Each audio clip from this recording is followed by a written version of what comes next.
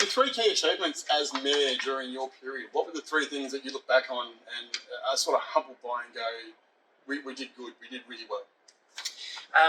Look, I think that if I rank them in order of what we did and what I had a strong hand in personally, and we're going to talk personally, so I hate to use the word I did this, I did that a lot because it really is a team effort, but someone's got to follow you. I was very proud, particularly of the work I had to do during our bushfire. It's hard to explain to people the stress level that was there. So I have a business that was associated and working during that period. So night times were pretty much, I was doing welfare checks and drive around the fire. Most mornings started at 3:30 in the morning at the Bullsbrook Fire Station, and I got a briefing from the local fireys. So I knew what was happening. And media on the phone, and I think I mentioned it before, the number of interviews that started at 3 or 4 o'clock in the morning and still managing those inquiries that came through.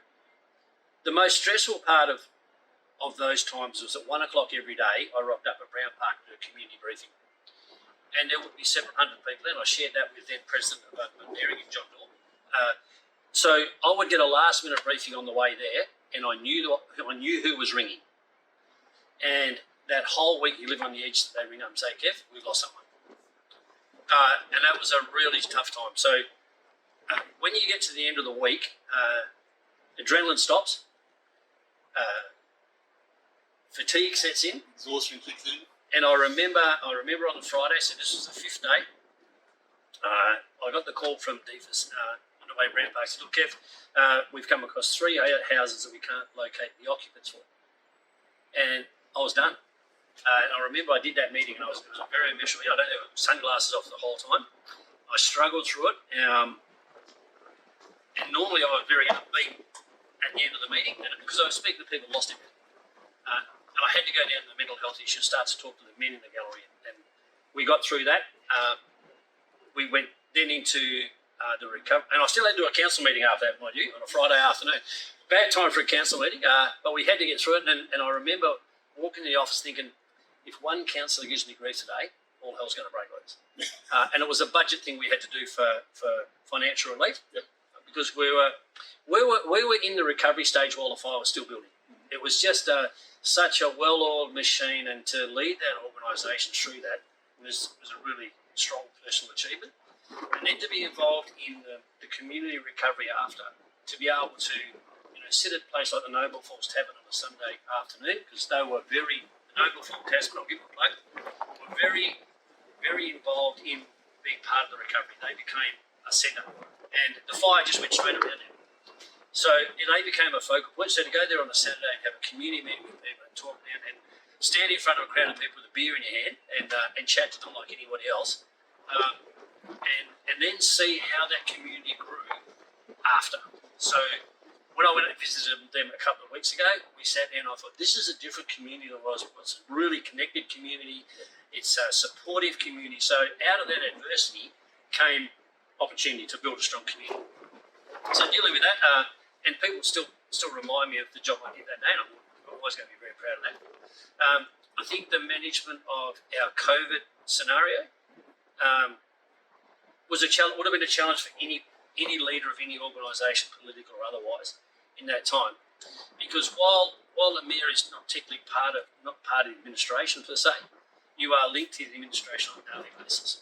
So, and we spoke about it before, talking about the potential collapse of your entire economy and how we were able to work through that, keep our businesses positive and vibrant, and looking forward to what we did.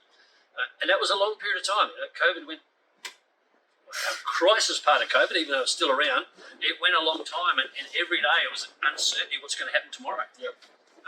And I remember sitting in Ellenbrook the day before the bushfire, when lockdown went in. I was in a restaurant and I just watched people streaming into the shop, and my first reaction was, what the? What's going on? And then I get a text message, we need to meet this afternoon because we're in lockdown. I think people screaming into the shops. It was just a crazy time.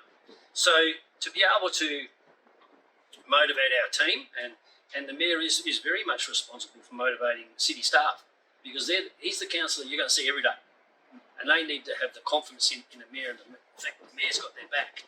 So to actually motivate them and encourage them to take risks and see what they can really do in that situation was very pleasing. And watch our executive staff and our young staff in both of those scenarios, both the fire and COVID, progress their careers and deal with stuff that they weren't employed to do and do an amazing job, knowing full well that that I and some of their colleagues had their backs and encouraged them to go forth there. So that was very encouraging. And I still get honks and whistles from the guys in the Garbo trucks today, which is always encouraging. A third one, look, I think some of the stuff we've been able to progress, this development was able to progress, lobbying successfully for enormous amount of funds into the city. I mean, in one budget we got 890 million for infrastructure. It was phenomenal. And some of that money is still being spent today. And I'll be one of those guys that rides off into the sunset and probably never see the full benefit of that work that we did. And I've trenched kilometres through Parliament House with colleagues, deputy mayor and CEOs, to gain that money. And where I'm still waiting, and I will still wait like everybody else to see when all that comes to fruition, and stand back. I'll probably stand on top of this building with a Zimmer frame, and go, back in the day I had a hand in that. So a lot of that as an achievement is still waiting to see fruition, but you're a part of it.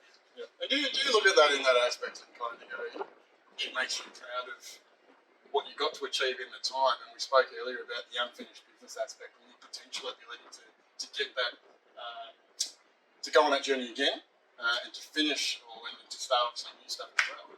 An unfinished business aspect and actually see some of this into fruition. But also, I'm assuming in the last 2 years, whether it's been looking at council at the moment or looking at the community and seeing what's going on, you obviously have new passion and new ideas about what might change and what we can do. Where do you see us going in the next 3 to 5 years from the city's perspective? What do you see as the ultimate opportunity on top of what we've already progressed today? Yeah, I think, and I've said it recently, that we probably sit at a little bit of a cusp. As a community and a city, we need to definitively make a decision whether we are going to be a leading light in local government, we are going to be a thriving, growing, prosperous community, or we're going to wallow in the past. And while history in the past is important, if we aren't forward focused, then we're going to go backwards. And there's a saying, that if you're not going forward, you're going backwards. Stand still. If we really get embodied by the notion that we are a major strategic centre, like we're not a little dip. The city of Swan sits in a key location. If it moves in WA, pretty much it goes through Swan. Literally comes through Swan. And when we look back over behind us at the hills and villages that over those hills, we're talking into our regional communities of the Yorks and the north of the Kalgoorlie. They all come in here. Right to the north, it's the same. It all centres around Midland and the city of Swan being a place for everybody to work, live and play and prosper. The opportunities here for business particularly, and I know people always ask me, why do I harp on so much about having a vibrant, thriving economy? Because if you've got that, it takes care of a lot of other stuff. It takes care of your employment. It takes care of everybody's standard of living. It takes care of our prosperity. And if you've got a thriving business community, doesn't matter whether it's a deli on the corner or big business in Hazelmere, everybody benefits. The first people to put their hand in their pocket for the local football club or the local charity are small business, local business. Small business feeds off big business, and if we drive that and we get all of those business come together on board as partners, because there's no one more visionary than someone who's run their own business. They deal with it every day.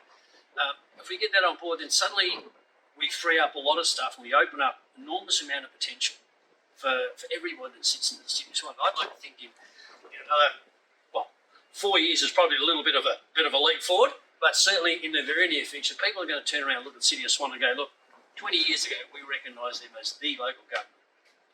They were progressive, they were a lot of initiative was there, it disappeared, but now they're back. And I think that's the message I always send. It's back, we're back. Thank you very much.